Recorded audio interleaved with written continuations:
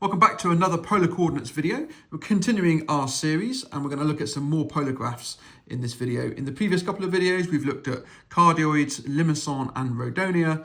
And in this video, we're going to look at a couple more, slightly less common ones, but they come up on the spec all the same. The first one is called a lemniscate. This one can have equation that's either r squared is equal to a squared sine 2 theta, or perhaps r squared equals a squared cos 2 theta. Notice that for the lemniscate, it's r squared is the subject, not r. Okay, that's the difference which we've seen, not seen with other polar graphs yet. Usually replacing sine with cosine will rotate it by 90 degrees, but in this case, because it's a 2 theta in there, actually rotates the graph by 45 degrees. So we're going to have a look at what these graphs look like, and then we'll have a look on the GDC to see them sketched out on there. All the A is going to do is just make it bigger and smaller. Okay, nothing fancy about that. So let's look at the first one first. So this is only going to make sense if the right-hand side is positive. A squared is always going to be non-negative, so we can ignore that. So we're going to have issues if sine of 2 theta is negative.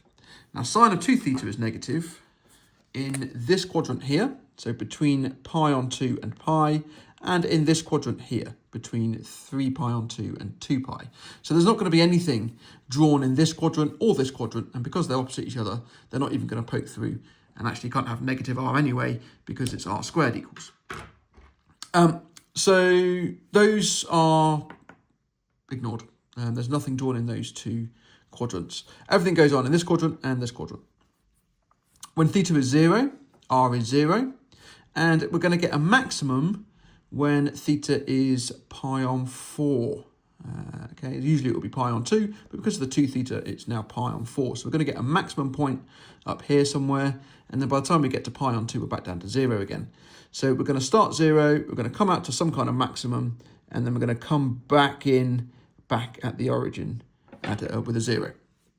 It would then ping into the complex plane and then back out again, but we don't worry about that on this course. And then in this quadrant, it does the same thing. It would come up here, around to there, and then back round. And we end up with this kind of figure of 8 curve, which is going to be a total distance of A away from the pole. The coordinates of this point in polar coordinates would be A pi on 4. That's my x-axis and that's my y-axis. And this one over here would be a 5 pi on 4. Okay, that would be the furthest point away. That's a local maximum. And we'll do some calculus in a bit, but not in this video. So that's the lemniscate here. Obviously, as A varies, then you're going to get bigger and smaller shapes, which in terms of a sketch, they're all going to look the same, unless you're sketching multiple lemniscates on the same axes. And then for the cosine one, it's the same shape, but now the theta values have shifted by 45 degrees, as I mentioned earlier. We're not going to get anything in that range, and we're not going to get anything in that range. There's nothing going to be down there, for the same reason there was nothing in these two quadrants for the sine case. And that's because the right-hand side would be negative, so we don't square root that for polar coordinates. So we're going to get the lemniscate is coming out this way. We get our peak when theta is 0, and then it's going to come back down to the origin, and then we also going to get one going this way. And in like that. No, that's not too bad. That's going to be A and negative A on my axes, x-axis, y-axis. Okay, so those are my lemniscates, and really that's all you need to know. The calculator can, of course, draw them if you're given a value of A. So if we go into graph mode, we want to change the type. By default, it's Cartesian, so y equals. We want to change it to r equals, so I push F3 and then F2 to change it to r equals, and now I put in the equation. So let's say I've got 4 sine 2 theta. And to get the theta, I used the variable button, which is this one here, okay, x theta t, and it recognizes it as theta because we're in polar mode, press enter, and then if I draw it, I need to change my window. Let's go between let's go -3 and 3 in both the X and the Y directions. Okay. Oh, that's because I put R equals. Let's try that again. It's not R equals, is it? It's R squared. So I'm going to have to square root that. So I'm going to take that and I'm going to raise that to the power of half. And there we go. There's my lemniscate. Okay. All right. The other one I want to address is the circle, but specifically a circle that goes through the origin. So we've seen circles that have a centre at the origin, but now we're going to have circles that go through the origin. So in Cartesian coordinates, that's going to be x minus a squared plus y minus b squared is equal to r squared. And when we're working in Cartesian coordinates, we usually use a lowercase r. I'm going to use an uppercase r because in polar coordinates, lowercase r is the variable, whereas this one is a constant because it's the equation of the circle. And for it to go through the origin, then the distance from the centre of the circle to the origin must be the radius. So we also have the condition that a squared plus b squared must equal r squared. Okay. All right, let's have a look at what this curve looks like in polar coordinates. So think back a couple of videos ago, we know that x equals r cos theta.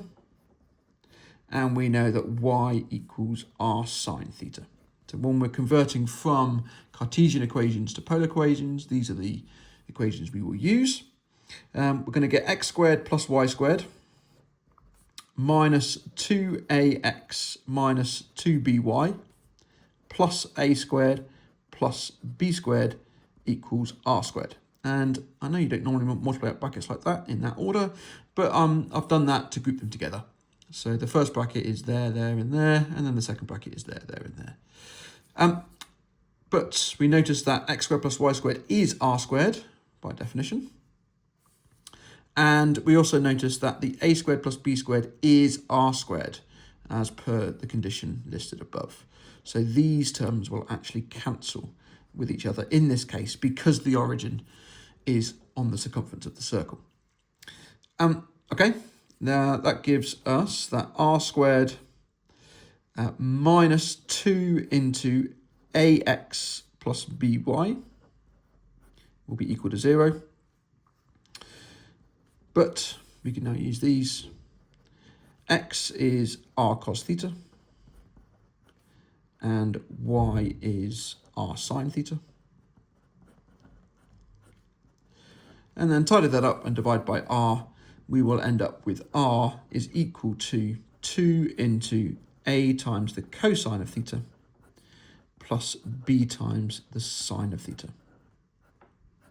Okay, so that's what an equation that goes through the origin looks like in polar coordinates. It's just a sum of two trig functions, which, as you know from A-level maths, could actually be written as 2 times the radius times either cosine or sine of theta plus some phase shift, which we can call alpha, or I'm going to write it as a phi. So we might see it like that, although I've not seen it like that in an exam paper, but we know from A-level maths that that can be written as that. So nothing really new there. Okay, so that's the equation of a circle through the origin in polar coordinates. Obviously, from that, AB is the centre, and the square root of a squared plus b squared is the radius, just in case you hadn't made that connection. Okay. All right, let's have a look at an example with a circle. So we're going to find the centre and the radius of this circle. And what we're going to do is we're going to do two methods. We're going to use this form here. But because this form is so rare in a question, you probably wouldn't have learnt it necessarily for the exam. So I will use it as a first method, and then I'll use an alternative method for how we can extract the radius and centre of the circle. Okay.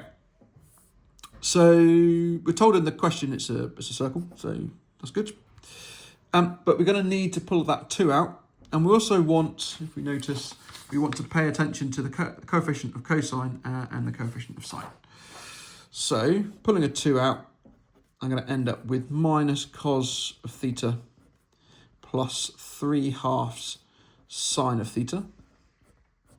And equating that to the general definition here, the coefficient of the cosine is the x-coordinate of the centre, and the coefficient of the sine is the y-coordinate of the centre, and then the radius is the distance of the centre from the origin, so we can use Pythagoras. So in this case, nice and straightforward, we can see straight away that the centre of this circle is going to be at the point -1 3/2, and the radius, which I'll write out the full word, that's going to be the Pythagoras. So we've got 1 plus 9/4, that's 13/4, and then square root that, so that's root 13 on 2. So that's the radius and the centre. Nice and quick, because we've equated that to the general idea of a circle through the origin in polar coordinates. But let's say, for argument's sake, you had not remembered that formula, which, let's be honest, that's probably going to be quite likely. So how would we do it then? Well, what we're going to do is we're going to convert this from polar form and put it into Cartesian form. And then we can read off the equation at the centre and the radius. So we know that sine theta, in fact, I'm just going to reverse the process we just did, aren't we? Sine theta is x divided by r, because x is, y divided by r, start again. Because we know y is r sine theta, and we're going to replace the cos theta with x on r, again, because x equals r cos theta. So we're going to plug that into there. We'll get r is equal to 2 into minus cos, which is minus x on r, plus 3/2 sine, which is plus 3/2 y on r. And then we can times by r squared equals 2 into minus x plus 3/2 y.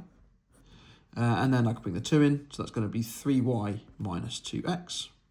But r squared is x squared plus y squared, so it's x squared plus 2x plus y squared minus 3y is equal to 0. Okay, that's using that r squared is x squared plus y squared. And then I can complete the square. This is now A-level maths.